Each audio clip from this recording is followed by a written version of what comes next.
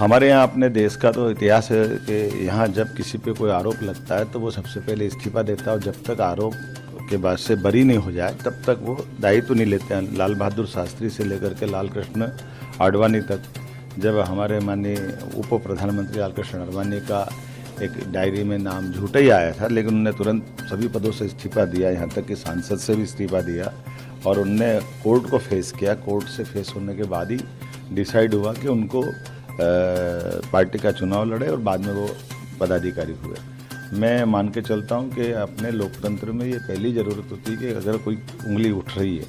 और वो तो उस पार्टी को जिसके अपने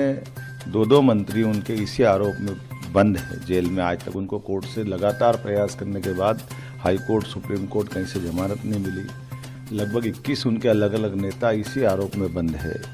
और इसी शराब कांड के मामले में जब 9 बार उन पर संबंध गए और वो कोर्ट में गए हाई कोर्ट, और हाई कोर्ट में जाने के बाद भी जब हाई कोर्ट ने उनको रिलीफ नहीं दी